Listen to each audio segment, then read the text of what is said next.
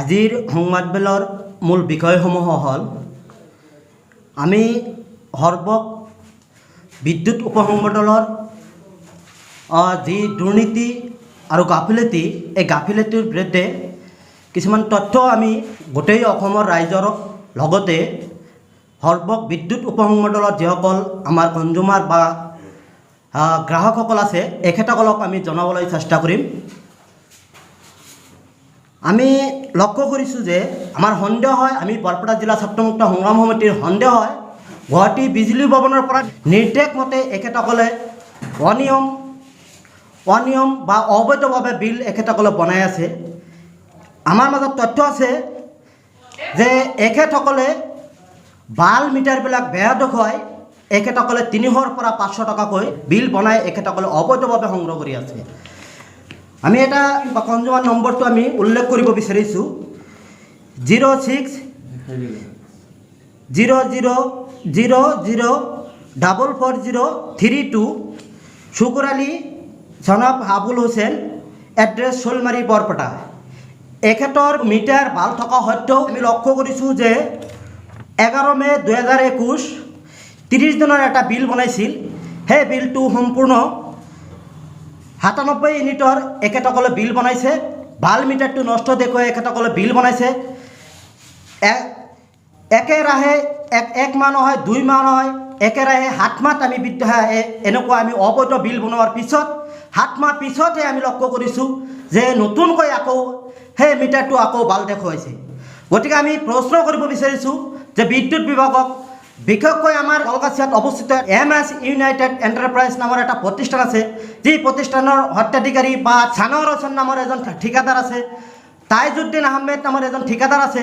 এখেতসকলে সৰ্বক বিদ্যুৎ উপসংমণ্ডলৰ বিষয়াসকলৰ নিৰ্দেশ মতে অবৈধভাৱে কিছুমান বিল বনাই আছে, যি বিল নেকি আমাৰ কনজিউমাৰৰ ক্ষেত্ৰত বা গ্ৰাহকৰ ক্ষেত্ৰত গ্ৰহণযোগ্য নহয়। আমি উল্লেখ কৰা মতে 440332 নম্বৰৰ যিটো কনজিউমাৰ ID আছে, এই আইডিটোত আমি লক্ষ্য কৰিছোঁ এখেতসকলে যে SBMৰ দ্বাৰা বিল বনাই থাকে, এই SBMৰ দ্বাৰা বিল বনোৱাৰ ক্ষেত্ৰত আমি লক্ষ্য কৰিছোঁ মিটাৰ ফটো নামাৰি এখেতসকলে গছ এটা ফটো মাৰি দি এখেতসকলে বিলটো বনাই আছে। এইটো প্ৰশ্ন MS ইউনাইটেড এণ্টাৰপ্ৰাইজ নামৰ আজি প্ৰতিষ্ঠান আছে, এই প্ৰতিষ্ঠানৰ সত্ত্বাধিকাৰী ছানোৱাৰ হোসেন ঠিকাদাৰক আমি সুধিছিলোঁ, আপোনালোকে ভাল মিটাৰ এটা ডেট টাইম সকলো ঠিক আছে, ইউনিট মাৰি আছে, সেই মিটাৰটো আপোনালোকে গছৰ ছবি এটা ফটো মাৰি আপোনালোকে 103 ইউনিটৰ বিল বনালে। 103 ইউনিটৰ বিল বনোৱা মিটাৰ বেয়া দেখুৱালে সেই 103 ইউনিটটো আগৰ ইউনিটৰ লগত কেতিয়াও সংযোগ নহয়। গতিকে যিটো মাহত এখেতসকলে নষ্ট দেখুৱায় সেই ইউনিটটো মিটাৰত জমা হৈ থাকে, বেলেগকৈ এখেতসকলে 103 ইউনিট চুৰি কৰি লৈ যায়। আৰু এটা বস্তু লক্ষ্য কৰিছোঁ যে এখেতসকলে DCRC আপোনাৰ 7,000 টকা বিল হৈছে, সেই 7,000 টকা বিল দিবলৈ গ'লে এখেতসকলে DCRC নামত 400 টকা বিল লৈ থাকে। 7,000 টকা এখেতসকলে লয়, কিন্তু আমি বাস্তৱ ক্ষেত্ৰত আমি দেখা পাওঁ 600 টকা এটা পে'মেণ্ট হয়, 400 টকা পে'মেণ্ট নহয়।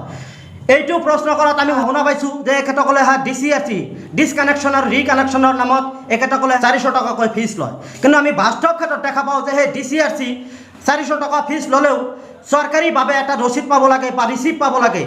এখেতসকলে কি কৰে, নিজাববীয়াকৈ হাতেৰে লিখি এখেতসকলে ৰিচিপ্ট দিয়ে, কিন্তু আমি বাস্তৱ ক্ষেত্ৰত আমি দেখা পাওঁ যে সেই 400 টকা এটা পে'মেণ্ট নহয়। গতিকে এই 400 টকা লুণ্ঠন কৰা কেইজনমান ঠিকাদাৰ আমি লক্ষ্য কৰিছোঁ। এই ঠিকাদাৰৰ ফালৰ পৰা এইটো লুণ্ঠন কৰা আমি দেখা পাইছোঁ। এজন হ'ল আমাৰ ছানোৱাৰ হোসেন, আৰু এজন হ'ল আমাৰ তাইজুদ্দিন আহমেদ, আৰু এজন নামটো আমাৰ মনত নাই, কিন্তু 3জনে মিলি এখেতসকলে এনেকুৱা লুণ্ঠন কৰি আছে। এখেতসকলে বেছিকৈ বিল বনাই বা অবৈধভাৱে বিল বনোৱাৰ পিছত এখেতসকলৰ কি লাভ? সেই লাভটো হ'ল এখেতসকলে 100 টকা এটা বিল বনালে এই ঠিকাদাৰসকলে 20 টকাৰ এটা কমিশ্যন পায়, যাৰ ভিত্তিত এখেতসকলে 100 টকাৰ ঠাইত যদি 200 টকা এটা বিল বনাব তেন্তে এখেতসকলে 40 টকা এটা কমিশ্যন পায়। আৰু আমাৰ এই সৰ্বক চাব ডিভিজনৰ আণ্ডাৰত 5টামান ফিডাৰ আছে, এই 5টা ফিডাৰৰ এখেতসকলে ঠিকা লৈছে, যাৰ নেকি 42,000তকৈ অধিক কনজিউমাৰ আছে। এই 42,000তকৈ অধিক কনজিউমাৰত আমি দেখা পাইছোঁ যে এখেতসকলে মাহেকত মিনিমাম 1.5 কোটি করে বিল সংগ্রহ কৰি থাকে। এই 1.5 কোটিকৈ বিল সংগ্ৰহ কৰিলে এখেতসকলক 25,50,000 টকা এটা কমিশ্যন পায়। এই ক্ষেত্ৰত আমি কেইবাবাৰো বিদ্যুৎ উপসংমণ্ডলত যিসকল ইঞ্জিনিয়াৰ বা অভিযন্তাসকল আছে এখেতসকলক জনোৱাৰ পিছতো এখেতসকলে এতিয়ালৈকে ভূমিকা গ্ৰহণ কৰা নাই। গতিকে আমাৰ সন্দেহ হয় যে বিজুলী ভৱনৰ পৰা চিধাকৈ নিৰ্দেশ আহে যে এইটো মাহত 1.5 কোটি বা 1,70,00,000 টকা বিল বনাব লাগিব, যাতে আমাৰ 1.5 কোটি টকা কালেকশ্যন কৰিব পৰা যায়। কলকাছিয়া ৰাজহ চক্ৰৰ অন্তৰ্গত বা সৰ্বক বিদ্যুৎ উপসংমণ্ডলৰ অন্তৰ্গত মনবিৰি, জয়পুৰ আৰু কাটাখালী, তাতে আমি লক্ষ্য কৰিছোঁ যে 3টামান ট্ৰান্সফৰ্মাৰ ইতিমধ্যে বিকল হৈছে। কিন্তু তথাপি এখেতসকলে নষ্ট ট্ৰান্সফৰ্মাৰৰ অন্তৰ্গত যিসকল কনজিউমাৰ আছে, গ্ৰাহকসকল আছে, এই গ্ৰাহকসকলক আমি লক্ষ্য কৰিছোঁ নষ্ট ট্ৰান্সফৰ্মাৰ থকা গ্ৰাহকসকলক এতিয়ালৈকে এখেতসকলে বিল বনাই আছে। এইটো কি যুক্তিত বিল বনাই আছে, এইটো আমি MS ইউনাইটেড এণ্টাৰপ্ৰাইজৰ সত্ত্বাধিকাৰী বা ঠিকাদাৰসকলক আমি প্ৰশ্ন কৰিব বিচাৰিছোঁ বা প্ৰত্যাহ্বান জনাইছোঁ যে আপোনালোকে যদি অবৈধভাৱে বিল সংগ্ৰহ কৰা নাই তেন্তে আপোনালোকে এটা ট্ৰান্সফৰ্মাৰ আমাক দেখুৱাই দিয়ক যে সেইটো ট্ৰান্সফৰ্মাৰত আমি সঠিক বা সৎভাৱে আমি বিলটো বনাইছোঁ। এটা ট্ৰান্সফৰ্মাৰ এখেতসকলে দেখুৱাব নোৱাৰিব। সকলোবিলাক ট্ৰান্সফৰ্মাৰতে আমি দেখা পাইছোঁ যে বিজুলী ভৱনৰ পৰা নিৰ্দেশ অহা সেই নিৰ্দেশ মতে এখেতসকলে যে অবৈধভাৱে বিল বনাই আছে, ইয়াৰ বিৰুদ্ধে আমি অনাগত 15 দিনৰ ভিতৰত আমি গণতান্ত্ৰিকভাৱে সকলো ৰাইজক মিলি লৈ বা আমি বিভিন্ন দল সংগঠনক একত্ৰিত হৈ গণ আন্দোলন কৰিবলৈ আমি বাধ্য হ'ম। সকলো ৰাইজক আহ্বান জনাইছোঁ, বিভিন্ন দল সংগঠনক আহ্বান জনাইছোঁ, এই অবৈধ বিল বনাই যে লুণ্ঠন কৰি আছে, লুণ্ঠনৰ বিৰুদ্ধে যাতে সকলোৱে একত্ৰিত হ'ব পাৰি সেইটোৱে আমি আহ্বান জনাইছোঁ। আমি দেখা পাওঁ যে ধনী শ্ৰেণীৰ মানুহে যদি ফ্ৰিজ, ইনভাৰ্টাৰ, ষ্টেবিলাইজাৰ, মটৰ চলাই এখেতসকলে 300 টকা এটা বিল দিয়ে আৰু এটা বিধৱা মহিলা এজনীয়ে এটা বাল্ব, 2টা ফেন, 3টা বাল্ব জ্বলাই সেই 300 টকা বিল দিব লাগে। এইটো কেনেধৰণৰ নিয়ম আমি প্ৰশ্ন কৰিব বিচাৰিছোঁ। বিজেপি চৰকাৰ তথা হেমন্ত বিশ্ব শৰ্মা সৰ্বক বিদ্যুৎ উপসংমণ্ডল আৰু বিশেষকৈ আমাৰ কলকাছিয়াত অৱস্থিত যি MS ইউনাইটেড এণ্টাৰপ্ৰাইজ নামৰ যিটো বিল সংগ্ৰহৰ কেন্দ্ৰ আছে, এই কেন্দ্ৰটো বন্ধ কৰি কলকাছিয়া চাব ডিভিজন দিব পৰা যায়। এই কলকাছিয়া চাব ডিভিজনৰ আমি এটা দাবী জনাইছোঁ আমি বৰপেটা জিলা ছাত্ৰ মুক্তি সংগ্ৰাম সমিতি। আজিৰ সংবাদমেলৰ বিষয় এইখিনিয়ে। যদি আপোনালোকৰ কিবা সুধিব লগা আছে তেন্তে সুধিব পাৰে। আমি এটা বস্তু লক্ষ্য কৰিছোঁ যে কোনোবা এটা গাঁৱত যদি ট্ৰেন্সমিটাৰ আপোনাৰ মানে বিকল হয়, যোগাযোগ কৰিলে এওঁলোকে কয় যে মানে আপোনালোকৰ গাঁৱৰ বিল বাকী আছে, বহুত বিলখিনি ক্লিয়াৰ কৰি পেলাই তাৰ পাছতহে ট্ৰেন্সমিটাৰ পায়। ইয়াৰ এটা অভিসন্ধি আছে, ঠিকাদাৰক টকা দিলেহে এখেতসকলে ট্ৰান্সফৰ্মাৰ পায়। সাধাৰণ ৰাইজে যিসকলে উৎকোচ দিয়া নাই সেইটো এতিয়ালৈকে বিকল অৱস্থাতে আছে।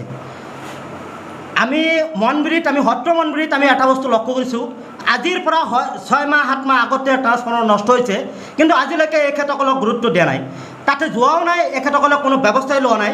কিন্তু আমি 1 মাহ 1.5 মাহ আগতে ট্ৰান্সফৰ্মাৰ নষ্ট হোৱা ট্ৰান্সফৰ্মাৰ আকৌ নতুনকৈ আমি কেনেকৈ পাওঁ? গতিকে আমাৰ সন্দেহ হয় এখেতসকলে উৎকোচ লৈ এখেতসকলে কাম কৰি থাকে। আৰু আপোনালোকে কৈছে যে বিলবিলাক বাকী থাকে, কিন্তু কিছুমান বিল যে বাকী থাকে সেইটো সাধাৰণ ৰাইজৰ ভুল কেতিয়াও নহয়।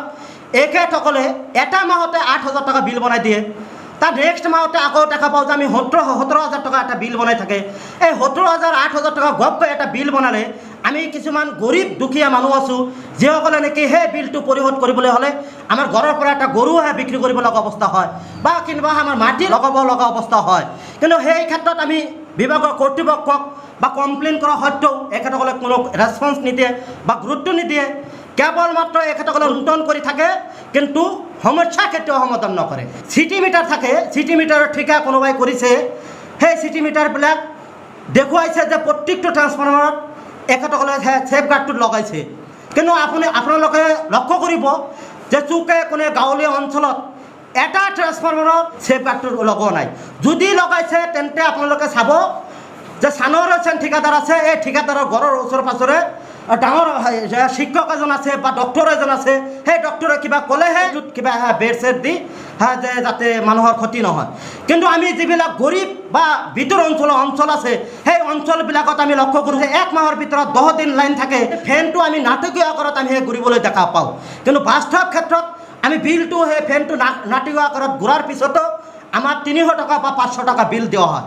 কিন্তু কেতিয়াও আমি দেখা নাই যে 15 দিন লাইন নাই তে এইটো মাহত কমচে কম যে 100 টকা এটা কমকৈ বিল আহক, কিন্তু সেয়া আমি কেতিয়াও লক্ষ্য কৰা নাই। সদায় এখেতসকলে বেছিকৈ বিল বনাই আছে, কিন্তু এখেতসকলে কমকৈ বিল বনোৱাৰ এখেতসকলৰ নীতি বা নিয়ম নাই বা এখেতসকলে নোৱাৰে। এতিয়া চাওক, আপোনালোকৰ এই বিদ্যুৎ বিভাগৰ ঠিকা লোৱা যিটো প্ৰতিষ্ঠান আমাৰ কলগাছিয়াত MS ইউনাইটেড এণ্টাৰপ্ৰাইজ, এইটো প্ৰতিষ্ঠানে কি কৰি আছে, আপোনাৰ কি কৰি আছে, বিলবিলাক যদি কোনোবা এটা কনজিউমাৰৰ বিল যদি অকণমান বেছি আহে, কোনোবা কনজিউমাৰে যদি কয় যে আমাৰ এইটো মাহত বিলটো বেছি আহিল, তেতিয়া সিহঁতে কি কৰে, সিহঁতে যাই কয় যে তোমাৰ মিটাৰটো নষ্ট হৈ গৈছে। মিটাৰটো নষ্ট হৈ গৈছে মানে কি, তোমাৰ নষ্ট মিটাৰত এটা বিল বনাব লাগে। ইহঁতে কি কৰে, তেতিয়া ছেপাৰেটলি এটা বিল বনায়, আপোনাৰ 100 টকা 200 টকাকৈ এটা বিল বনায়। এনেকৈ 2, 4, 6 মাহমান চলাই থাকে। চলাই থকাৰ পিছত এইটো এটা মিটাৰ যে আছিল আগৰে, সিহঁতে যে ক'লে যে নষ্ট মিটাৰ, ইয়াতো কিন্তু আপোনাৰ বিলটো উঠিয়ে আছে।